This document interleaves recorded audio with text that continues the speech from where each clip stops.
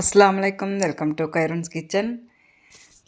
நம்ம சேனலில் நீங்கள் எல்லோரும் பார்க்க போகிறது ஆட்டுக்கால் பாயாம். அதுக்கு தேவையான மசாலா ஜீரகம், மிளகு, சோம்பு, பட்டை, மல்லி, கிராம்பு, ஏலக்காய், பூண்டு 4 பல் சேர்த்துருக்குறேன். இது 30 செகண்ட் போல் வறுத்து எடுத்துக்க போகிறேன்.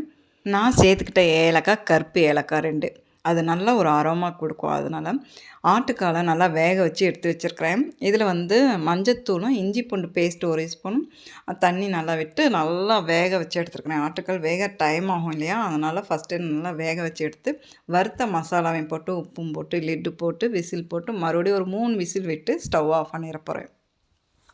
இப்போ ஸ்டவ் ஆன் பண்ணி பேனில் குக்கிங் ஆயில் விட்டு மசாலா பொடி எடுத்து வச்சுருக்கிறேன். மல்லிப்பொடி, மிளகாய்த்தூள், ஜீரகத்தூள், கரம் மசாலா தூள், மஞ்சத்தூள் கொஞ்சம் போட்டு இந்த ஆயிலில் ஒரு 10 செகண்ட் போல் வதக்கி விட்டு இஞ்சி பூண்டு பேஸ்ட் 1 ஸ்பூனும் இது பார்த்திங்கன்னா ஃப்ரைடு ஆனியன் அரைச்சது அதையும் சேர்த்துக்கிட்டேன்.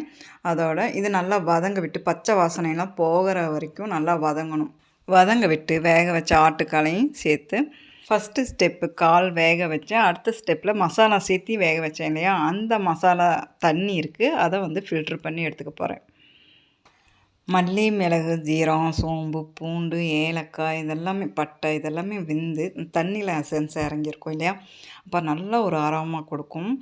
மல்லி இலையும் கட் பண்ணது சேர்த்துட்டு நல்லா கலந்து விட்டுட்டு ஒரு 10 நிமிஷம் ஹை ஃப்ளேமில் வச்சு ஸ்டவ் ஆஃப் பண்ணிட போகிறேன். அருமையாக இருக்குங்க. நீங்களும் ட்ரை பண்ணி பாருங்கள். ரொம்ப நல்லாயிருக்கும் இந்த மசாலா.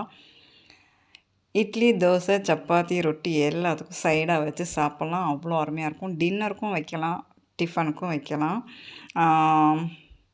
ட்ரை பண்ணி பாருங்கள். பிடிச்சிருந்தா ப்ளீஸ் லைக் கொடுங்க. நம்ம சேனலுக்கு சப்போர்ட் கொடுங்க. இது வரைக்கும் நம்ம சேனலுக்கு சப்ஸ்கிரைப் பண்ணாதவங்க சப்ஸ்கிரைப் பண்ணிக்கோங்க. பக்கத்தில் இருக்கிற பெல் ஐக்கானையும் கிளிக் பண்ணிக்கோங்க.